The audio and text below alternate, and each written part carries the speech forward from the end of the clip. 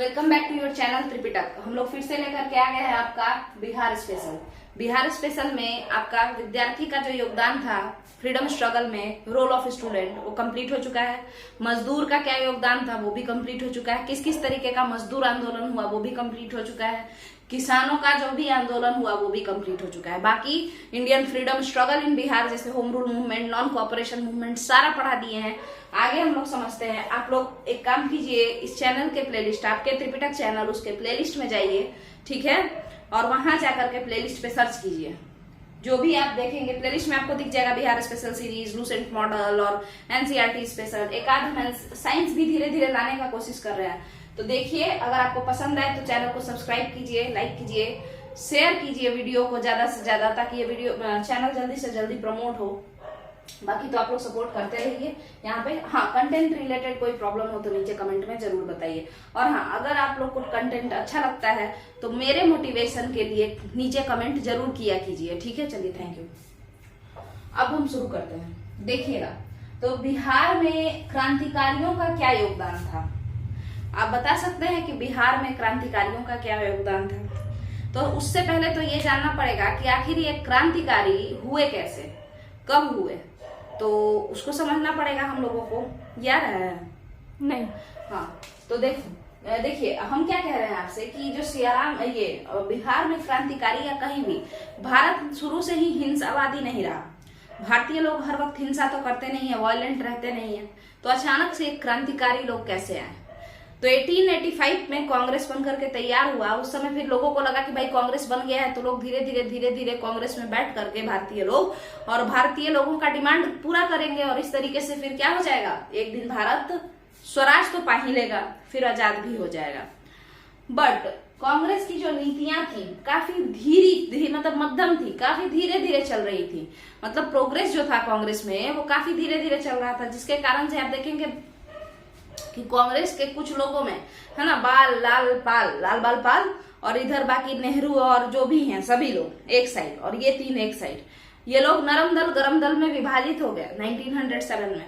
तो क्या बंटवारा एक ही दिन में हो जाता है क्या? मान के चलिए दो भाई है तो उसमें भी बंटवारा एक दिन में थोड़े होता है।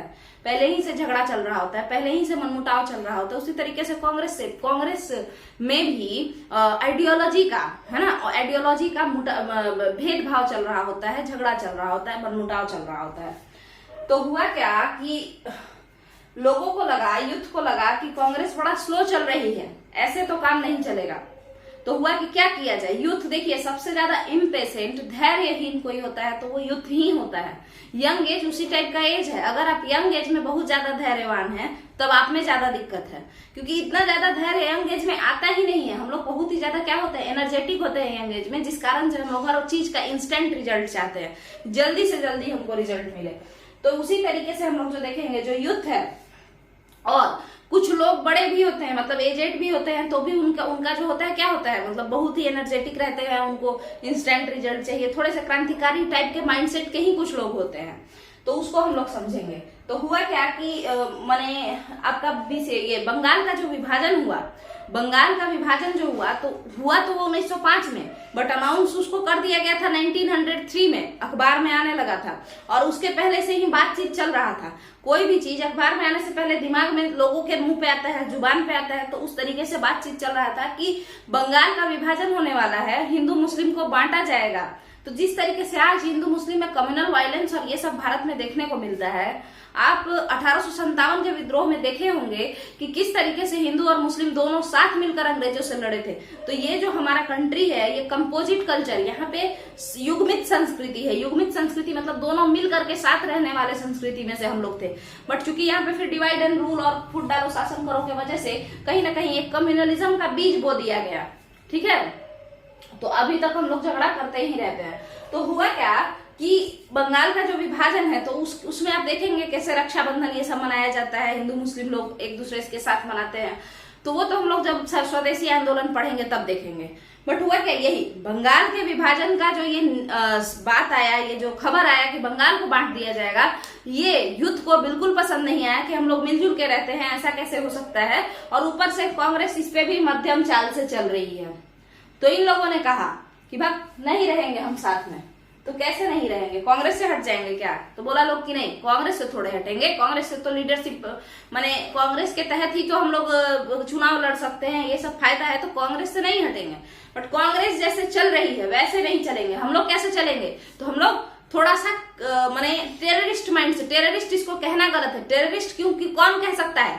अंग्रेज कह सकते हैं। हम लोग तो इनको फ्रीडम फाइटर कहेंगे ना, तो फ्रीडम फाइटर कहने का मतलब है कि थोड़ा सा अपने आप को थोड़ा क्या करे, थोड़ा सा एक्सपैंड करे अपना नेचर, जो ये अहिंसा वाला नेचर है इसको थोड़ा सा हटा करके, साइड दे करके थोड़ा हिंसा अपनाते हैं। ठीक है, यूथ ने कहा कि थोड़ा इंस्टेंट रिजल्ट के चक्कर में रहते हैं, ये पेपर वर्क छोड़ते हैं, सीधे सीधे जाके मैन टू मैन बात कर लेते हैं। अब मैन टू मैन बात करना मतलब बम फोड़ना, मतलब गोली मारना, मतलब पकड़ के ले जाना, पीट के बताना कि दो मेरा देश, ऐसा। ठीक है, तो अब ये सब जो चल रहा है, कहीं कोई उठा जाके पटाख से फोड़ दिया बम, कहीं कोई उठा गया जाके 4 गोली मार दिया, इस तरीके से तो देश आजाद होने से रहा है ना, इस तरीके से तो देश आजाद होने से रहा। अच्छा, गए बम मारने, बम फुसफुसा के वहीं रुक गया है ना, गए थे मारने, ये क्या बोलते हैं, कैनेडी को मारने गए तो उसके ड्राइवर को मार के चले आए। इसका मतलब क्या है? इसका मतलब क्या है? यूथ तो मन बना लिया है, यूथ तो मन बना लिया है कि हम लोग क्या करेंगे, तो हम लोग झगड़ा करेंगे और अपना बात तो मनवा के ही रहेंगे। यूथ तो मन बना लिया है, मगर ये यूथ अभी भी ट्रेंड नहीं है। देखिए, अगर आप ट्रेनिंग लेके झगड़ा करने जाते हैं तो आप मिलिट्री हैं, मगर अगर आप ऐसे ही कलछुल बेलना लेके दौड़ जाते हैं तो आप भीड़ हैं, मिलिशिया इसको कहते हैं। एक ऐसी भीड़ जो झगड़ा करने के लिए उतावली है, बट उसे झगड़ा करना या फाइट करना, युद्ध करना नहीं आता है, तो मिलिशिया। तो यूथ जो है वो मिलिट्री बनाना था, बन गया है मिलिशिया, जिसमें खाली भीड़ है, जिसको ना बम फेंकने आता है, ना जिसको गोली चलाने आता है, ना जिसको कुछ बात करने आता है कि जा करके कोई एग्रीमेंट ही कर ले, है ना। जैसे मान के चलिए हम सॉन्डर्स को पकड़े, कहाँ से, तो बाइक से जा रहा हो सॉन्डर्स, वहां से हम उसको उठा लिए। सॉन्डर्स अंग्रेज है जिसका मर्डर कौन किए थे? भगत सिंह। ये लोगों पे इल्जाम आया था, वैसे पता नहीं चला कि सही में उनको कौन मारा था। तो मान के चलिए कि वो अपना रथ लेके या जिससे भी, घोड़ा से, जिससे भी अपना जा रहे हो, और वहां से कोई उनको पकड़ लेता और पकड़ के उनसे कुछ कहता कि गोली मार देंगे, नहीं तो मेरा ये वाला बात मान लो, तो वो मान लेता। तो निगोशिएशन भी कौन कर सकता है? जो ट्रेंड हो। जो ट्रेंड नहीं होगा वो केवल उसको है कि कलछुल जाना है, एक कलछुल मार के चलाना है ना, कलछुल लेके जाए, एक कलछुल मार के लाए, तो वो सब चीज नहीं। पहले तो ट्रेंड नहीं था, तो ये लोग अच्छे से नहीं कर पा रहे थे। मारना किसको है, बम किस पे छोड़ दे रहे थे, जो मन में सो, और जहां मन जहां। ये नहीं कि पहले एक टारगेट करते हैं, एक सेंटर, कि आज बंगाल में ही पूरा उपद्रव मचाएंगे, नहीं। अभी पता चला बंगाल से एक कोई न्यूज आया कैसे ऐसे मार दिया, तब तक पता चलेगा कि बंगाल के बाद तमिलनाडु से एक न्यूज आ रहा है ऐसे ऐसे मार दिया। तो ये जो अलग अलग जगह पे झगड़ा चल रहा है, क्रांतिकारी लोग जो योगदान दे रहे हैं फ्रीडम में, तो ये इससे अंग्रेज को कुछ खास फर्क थोड़े पड़ेगा।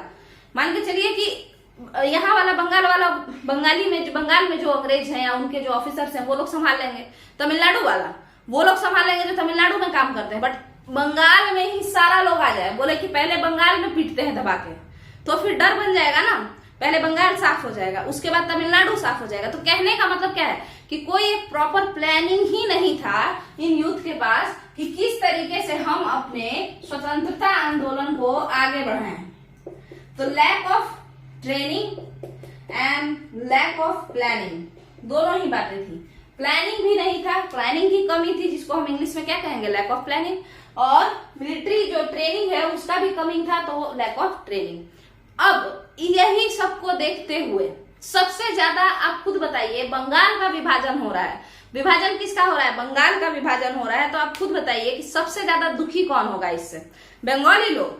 तो बंगाली लोग दुखी हैं, और इसी के चक्कर में एक इंसान बोलते हैं, और वो इंसान कौन है तो आप नीचे देख सकते हैं, ज्ञानेन्द्र नाथ बसु, प्रमोद चंद्र मित्र या प्रमोद मित्र, प्रमोद चंद्र एक बंकिम चंद्र मित्र हैं, प्रमोद मित्र और जतेंद्र बनर्जी, जतेंद्र नाथ बनर्जी। फिर से देखिए, यहाँ देखिए, 3 इंसान बंगाल के विभाजन में। युद्ध तो अलग थलग हो गया, बोला जितना आसानी से कांग्रेस काम कर रहा है उतने आसानी से, उतना मिला के हम नहीं चलेंगे, हम लोग झगड़ा करेंगे। मगर बताए जैसा हम कि इधर जाके बम फोड़ दिए, उधर जाके बम फोड़ दिए, तो इससे प्लान्ड वे में हम लोग काम नहीं कर रहे हैं, है ना। चिटपुटिया झगड़ा करने से कुछ होगा नहीं। तो इसीलिए हम लोग बोले, इसीलिए बंगाली लोग जो ज्यादा दुखी थे वही लोग ना सबसे पहले स्टेप लेंगे। तो 3 लोगों का नाम आपको याद रखना है। एक है ज्ञानेन्द्र नाथ, ज्ञानेंद्र नाथ। पहले तो ये इंसान हो गया। दूसरे इंसान जो वो है प्रमोद मित्र। कौन है ये? प्रमोद मित्र। और तीसरे इंसान आपको हो गए बरिंद्र घोष। और एक और है, अभी आप देखिएगा,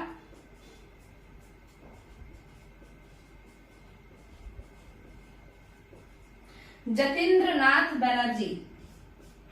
बरिंद्र घोष जो कि किसके भाई हैं? अरविंद घोष के।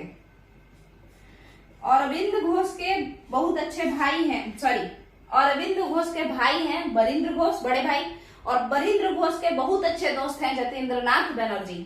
देखिए,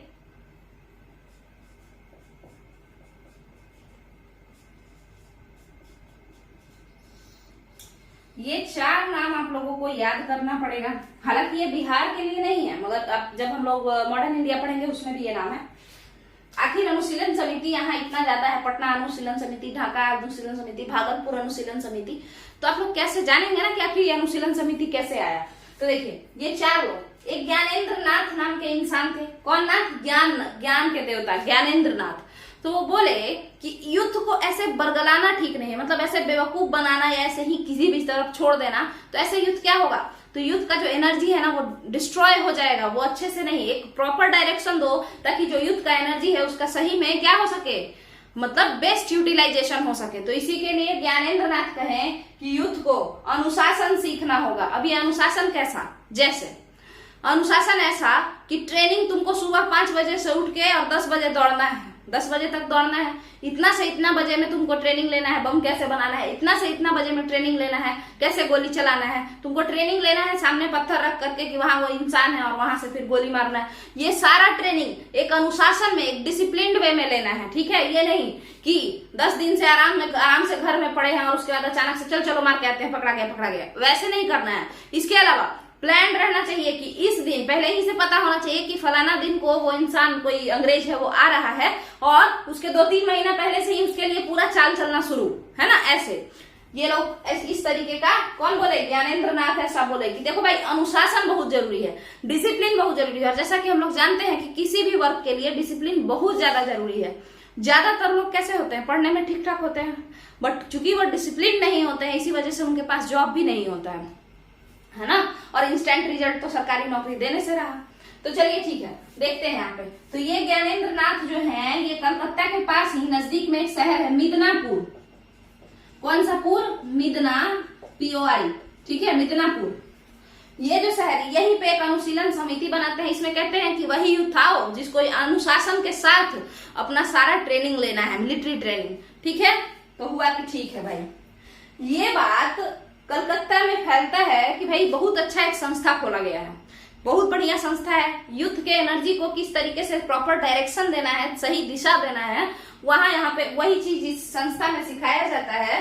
अनुशीलन समिति जो कि कलकत्ता में खुला है, उसमें अनुशासन पे ही इसका नाम पड़ा, अनुशीलन समिति, ठीक है। अगला समझिए, अब यहाँ पे क्या है, प्रमोद। तब कलकत्ता के लोग जब सुने तो कलकत्ता में एक प्रमोद मित्र, बरिंद्र घोष और जतेंद्र नाथ बनर्जी, ये 3 लोग, कौन कौन? प्रमोद मित्र, बरिंद्र घोष और जतेंद्र नाथ बनर्जी, ये तीनों मिल करके 3 लोग, ट्रायो, ठीक है, तीनों दोस्त थे, प्रमोद मित्र। हालांकि बरिंद्र घोष और जतेंद्र नाथ बनर्जी बहुत अच्छे दोस्त थे, ठीक है। बरिंद्र घोष कौन है? तो अरविंदो घोष के भाई हैं, पांडिचेरी आश्रम वाले के। तो यहाँ पे आपका तीनों जो लोग हैं, प्रमोद मित्र, बरिंद्र घोष और जतेंद्र नाथ बनर्जी, ये लोग तीनों मिल करके क्या किए आप खुद बताइए। तो कलकत्ता अनुशीलन समिति नाम से अनुशीलन समिति बनाए। तो बताइए कि अनुशीलन समिति का निर्माण कौन किया? ज्ञानेंद्र नाथ। कहाँ? मिदनापुर। आइडिया किसका? ज्ञानेंद्र नाथ का। मगर उसके बाद जो अच्छे अच्छे लीडर थे उन लोगों को पसंद आया तो कलकत्ता में भी खोल दिए, नाम दिए कलकत्ता अनुशीलन समिति। कौन कौन से लीडर हुए? तो प्रमोद मित्र, बरिंद्र घोष और जतेंद्र नाथ बनर्जी। अच्छा, ये जो आपका अनुशीलन समिति खुला है वो 1902 में खुला है, नॉर्मल जो मिदनापुर वाला है। उसके बाद कुछ ही दिनों बाद हम लोग देखते हैं कलकत्ता में अनुशीलन समिति बनकर के तैयार है। और ये सब स्वदेशी मूवमेंट से पहले का बात है। और यही कलकत्ता अनुशीलन समिति के लोग, यही लोग, बरिंद्र एंड कंपनी और इनका पूरा जो ग्रुप है, ये लोग क्या किए कि ये लोग, आपको जो हम बता दें कि ये लोग बरिंद्र घोष के जो, मतलब जो इस संस्था से जो लोग जुड़े थे, वो लोग बंगाल, ईस्ट बंगाल और वेस्ट बंगाल का जो गवर्नर था ना, आफ्टर ये जो मतलब पार्टीशन हुआ उसके बाद 1906 के समय में, ईस्ट बंगाल और वेस्ट बंगाल के गवर्नर फ्यूलर और फ्रेजर, है ना। फ्यूलर कहाँ का गवर्नर था, डिप्यूटी गवर्नर कह लीजिए, कहाँ का गवर्नर था बताइए, तो ईस्ट बंगाल का यानी बांग्लादेश का। तो उसका भी पटरी से ट्रेन हटा दिए, ठीक है। और उसी तरीके से फ्रेजर को भी ये लोग टॉर्चर किए। फ्रेजर कहाँ के डिप्यूटी गवर्नर हुए, तो वेस्ट बंगाल जो अभी है उसके गवर्नर। तो दोनों को टॉर्चर किया ये लोग, क्यों, क्योंकि प्लानिंग पहले ही से चला था और प्लानिंग किया, इसी वजह से सक्सेस भी मिला, ठीक है। अब आगे समझते हैं। अच्छा, इसी संस्था से ढाका, ये आपका जो कलकत्ता अनुशीलन समिति है, इसी कलकत्ता अनुशीलन समिति से जुड़े हुए थे कौन, हमारे बिहार के मुजफ्फरपुर के खुदीराम बोस, है ना। खुदीराम बोस और प्रफुल्ल चाकी गए थे मारने कैनेडी को। मारे किसको, तो उसके ड्राइवर को और उसकी बीबी को, ये सब कर दिए। तो उनको भी क्या हो गया, 11 अगस्त 1908 को सबसे छोटे इंसान जिनको फांसी हुआ, सबसे छोटा क्रांतिकारी जिनको फांसी हुआ, 18 साल से भी कुछ कम के थे, वो खुदीराम बोस, मुजफ्फरपुर के हैं वो, ठीक है। आपको समझ में आ गया होगा। वो भी किससे जुड़े हुए थे, कलकत्ता अनुशीलन समिति से ही जुड़े हुए थे। 1906 में उधर फ्रेजर और फुलर को जो पटरी पुटरी से हटा दिया, सब रेल जा रहा था उसमें फुलर बैठा हुआ था, उसके पटरी हटा दिया, ठीक है। तो उसमें थोड़ा जो सक्सेस मिला, उसके वजह से लोग बहुत ज्यादा एक्साइटेड हो गए और उसके वजह से आपके खुदीराम बोस क्या किए, जाके सीधे बम फेंक दिए। हालांकि प्रफुल्ल चंद्र चाकी और खुदीराम बोस दोनों तो बम फेंके, मगर वो बम सही से नहीं फेंक पाए और बच्चे थे, खुदीराम बोस तो छोटे थे, ठीक है। तो वो भी कलकत्ता अनुशीलन समिति से ही जुड़े हुए थे। तो अब बात करते हैं कलकत्ता अनुशीलन समिति के बाद आपका किसका, बताइए। तो कलकत्ता अनुशीलन समिति के बाद हम लोग बात करेंगे आपके पटना अनुशीलन समिति के बारे में, जो कि यहाँ पे लिखा हुआ है। यहाँ पे थोड़ा सा हम इधर उधर लिखवा दिए हैं, बट ठीक है, हम लोग देख लेंगे। तो कलकत्ता अनुशीलन समिति, वही अनुशीलन समिति का दिमाग कौन दिया था, ज्ञानेंद्र नाथ। अब इसी कलकत्ता अनुशीलन समिति का एक ब्रांच जाके खुलेगा पटना में, ठीक है, पटना अनुशीलन समिति। और इसके जो पटना अनुशीलन समिति में जो मतलब जो बनाए हैं, जो फाउंडिंग मेंबर हैं, वो है सचिंद्र नाथ सान्याल, है ना। कौन है वो, अच्छा आप कमेंट में नीचे बताइए। Father of Indian revolutionary terrorism कौन है ना। फादर ऑफ मतलब क्रांतिकारियों के पितामह कौन है, भारतीय क्रांतिकारियों के पितामह कौन है, नीचे बताइए।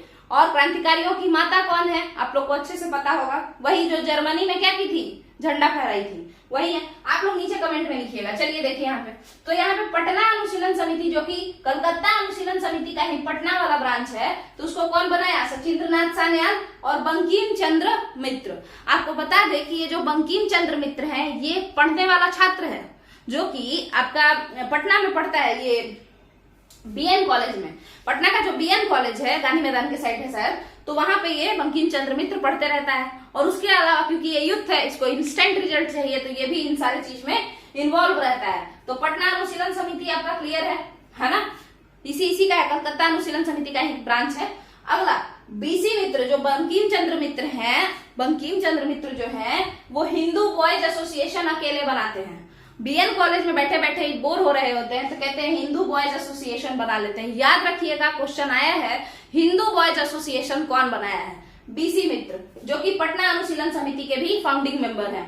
चलिए अब यहाँ तक का तो क्लियर है। अच्छा, खुदीराम बोस कहाँ किस संस्था से जुड़े हुए थे, तो कलकत्ता अनुशीलन समिति से जुड़े हुए थे। अब यहाँ तक का तो क्लियर है। अब हम लोग जिसके बारे में बात करेंगे वो है ढाका अनुशीलन समिति। कौन सा अनुशीलन समिति, ढाका। अच्छा, तो ढाका अनुशीलन समिति के बारे में अगर हम लोग बात करेंगे तो उसको समझते हैं। चलिए देख लेते हैं जल्दी जल्दी हम लोग, थोड़ा इसको रब कर दें। अगर यहाँ पे वीडियो फास्ट हो जाए तो आप लोग को थोड़ा सा स्लो उसका स्पीड कर लेना है, ठीक है, और आराम से देखना है, उसको समझना है, और जैसा लगे वीडियो वो बताना है, कैसा पसंद आ रहा है या नहीं आ रहा है, कंटेंट सही है या नहीं है, तरीका सही है बताने का या नहीं है, सारा बताना है, ठीक है, कुछ नहीं छोड़ना है, सब बताना है। यहाँ पे हम थोड़ा सा पहले मिटा लें, उसके बाद शुरू करेंगे। तो ढाका अनुशीलन समिति जिसके बारे में हम लोग बात कर रहे हैं उसको समझते हैं। देखिएगा, जैसा कि आपको पता है कि कलकत्ता अनुशीलन समिति जो बना, तो कलकत्ता की साइड है, वेस्ट बंगाल, ढाका ईस्ट बंगाल में, और उस समय वेस्ट बंगाल ईस्ट बंगाल ही तो चल रहा था कि बांट देंगे और बांट दिया फिर। ठीक है, तो ढाका अनुशीलन समिति जो बना है वो कौन बनाए हैं? पुलीन बिहारी दास बनाए हैं। ढाका अनुशीलन समिति कौन बनाए हैं? पुलीन बिहारी दास। कौन पुलीन बिहारी दास? तो वही पुलीन बिहारी दास जो बराह डकैती केस किए थे, मतलब एक कांड किए थे, वो डकैती किए थे बराह में, तो वही चीज। तो यहाँ पे ढाका अनुशीलन समिति जो बनाए हैं वो पुलीन बिहारी दास हैं, बट इनके साथ कई लोग जुड़े, इस संस्था से कई लोग जुड़े जिनके बारे में अब हम लोग बात करेंगे। तो देखते हैं ढाका अनुशीलन समिति यहाँ पे लिखा हुआ है, ध्यान से देखिएगा। ये देखिए, तो सबसे पहले बनाए कौन है? तो पुलीन बिहारी दास बनाए हैं। मगर इससे जुड़े हुए कौन कौन से लोग हैं? तो देखिएगा, एस.एन. सान्याल। एस.एन. सान्याल कौन है? सचिंद्रनाथ सान्याल। ठीक है, सचिंद्रनाथ सान्याल। इसके अलावा रास बिहारी बोस, रास बिहारी बोस। एक थे रास बिहारी घोष। तो घोष जो थे वो घोचू थे, मतलब वो मॉडरेट थे, वो आराम आराम से काम करना पसंद करते थे। और बोस जो थे वो मॉडरेट नहीं थे, वो क्रांतिकारी थे। ठीक है, रास बिहारी, दिल्ली षड्यंत्र केस आप लोग को याद हो, अगर दिल्ली षड्यंत्र केस याद है बताइए जरा, क्या दिल्ली षड्यंत्र केस जिसमें लॉर्ड हार्डिंग पे बम फेंका था सब, है ना? जब वो दिल्ली शिफ्ट हो रहे थे लॉर्ड हार्डिंग गवर्नर जनरल, तो दिल्ली षड्यंत्र केस जो हुआ था वो किस मास्टरमाइंड उसके कौन थे? रास बिहारी बोस थे। सीधे गवर्नर पे बम फेंकवाए थे। तो सोचिए किस तरीके के इंसान होंगे। हालांकि ये बूढ़े थे, कोई जवान नहीं थे। कुछ लोग क्रांतिकारी बचपन से लेकर 55 तक रहता है। ठीक है, चलिए आगे। तो रास बिहारी बोस। इसके बाद बताते हैं बीसी मित्र, वही बंकिम चंद्र मित्र जिनको पढ़ने में मन नहीं लगता था, अपना टाइम पास जो करते रहते थे, आपका पढ़ने कॉलेज के छात्र थे ये, मगर ये अपना हिंदू बॉयज एसोसिएशन ये सब बनाते थे और बाकी चीजों से जुड़े हुए थे। इसके अलावा हिरण्यमय बनर्जी, ये सब बिहारी लोग हैं। इन लोगों का नाम आएगा, बीपीएससी खास करके बोलेगा इनमें से कोई एक या इनमें से कोई नहीं, अगर ऑप्शन ई नहीं हटाया तो। अदरवाइज ऐसे भी कह सकता है BC, D, है ना? ऐसा भी तो कह सकता है। तो आपको नाम याद रखना है, हिरण्यमय बनर्जी। हिरण्यकश्यपु से इनका नाम हम याद किए थे, क्योंकि शुरू में याद नहीं होता है ना, तो बार बार रिवीजन करने से याद होगा ना। हिरण्यमय बनर्जी। अगला बताइए, तो अगले जो इंसान है वो है वासुदेव भट्टाचार्य। वासुदेव भट्टाचार्य। ठीक है, अब ये तो क्लियर है कि ढाका अनुशीलन समिति में कौन कौन से लोग जुड़े हुए थे। ढाका अनुशीलन, देखिए कलकत्ता अनुशीलन समिति का एक जो संस्था है वो कहाँ खुलता है? पटना में एक ब्रांच खुलता है जिसमें सचिंद्रनाथ सान्याल और बंकिम चंद्र मित्र रहता है। वैसे सचिंद्रनाथ सान्याल और बंकिम चंद्र मित्र तो हर जगह दिखेंगे आपको, कोई भी अनुशीलन समिति हो। तो अब ढाका अनुशीलन समिति देखने के बाद पटना अनुशीलन समिति किसका ब्रांच है? कलकत्ता अनुशीलन समिति का। मगर ढाका अनुशीलन समिति का भी एक ब्रांच बिहार में खुलेगा, और वो ब्रांच जो बिहार में खुला वो बिहार के भागलपुर में खुला। ठीक है, तो भागलपुर में भी ढाका अनुशीलन समिति का एक ब्रांच खुला और उसका नाम पड़ा भागलपुर अनुशीलन समिति। क्या नाम पड़ा? भागलपुर अनुशीलन समिति। किससे ज्यादा ये जुड़ा हुआ था? कलकत्ता अनुशीलन समिति से या ढाका अनुशीलन समिति से? तो ढाका अनुशीलन समिति से। अब यहाँ पे देखते हैं कि भागलपुर अनुशीलन समिति जो कि ढाका अनुशीलन समिति का एक ब्रांच है, उसको कौन चला रहा है? उसके फाउंडिंग मेंबर, मेन मेंबर यहाँ पे कौन है भागलपुर में? तो ध्यान से देखिए, फणी भूषण, ये नाग नागिन जैसा इन लोगों का नाम है। फणी भूषण, रेवती नाग और नलिनी बागची। नगिनी, नागिनी और इस तरीके से याद कर लीजिएगा। फणी भूषण, रेवती नाग, नलिनी बागची। ठीक है, तो ये तीन लोग मिलकर के आपका भागलपुर वाला जो संस्था था अनुशीलन समिति का, जो कि एक ब्रांच था ढाका अनुशीलन समिति का, उसको चला रहे थे। बाकी और भी लोग इससे जुड़े हुए थे, ऐसा नहीं है कि सिर्फ यही तीन होते थे, मगर मेन तो लीडर को याद किया जाता है ना, भीड़ का नाम थोड़े याद किया जाता है। तो यहाँ तक का आपका क्लियर है ना? तो अब आप लोग का अनुशीलन समिति जो टॉपिक है, जो कि बहुत इंपॉर्टेंट टॉपिक है बीपीएससी का, प्रीलिम्स में तो मतलब हर बार ही पूछ देता है। तो अनुशीलन समिति आपका यहाँ पे खत्म होता है। इसके अलावा थोड़ा बहुत छोटा मोटा, जैसे सियाराम दल कौन बनाया, रामकृष्ण सोसाइटी कौन बनाया, दो ही शायद बचा ही हुआ है, और बनारस षड्यंत्र कांड, है ना? तो इसको हम लोग देखेंगे। ठीक है, ये 3 जो टॉपिक आपका बचा हुआ है, बनारस षड्यंत्र कांड, सियाराम दल और रामकृष्ण सोसाइटी, इसको हम लोग अगले वीडियो में देख लेंगे। उसके बाद ये आपका जो क्रांतिकारी विद्रोह है, क्रांतिकारियों का जो योगदान है बिहार में, वो कंप्लीट हो जाएगा, बिहार के फ्रीडम स्ट्रगल में कंप्लीट हो जाएगा। तो फिर आप लोग बताइए कि कैसा लगा ये वीडियो। अगर वीडियो पसंद आया है तो लाइक कीजिए, वीडियो को शेयर कीजिए, सब्सक्राइब कीजिए चैनल को। और क्या करना है, अच्छा कमेंट नीचे करना है। नहीं पसंद आया हो तो भी कमेंट में नीचे बताना है विथ सजेशन कि कैसे सुधार किया जा सकता है। चलिए, थैंक यू।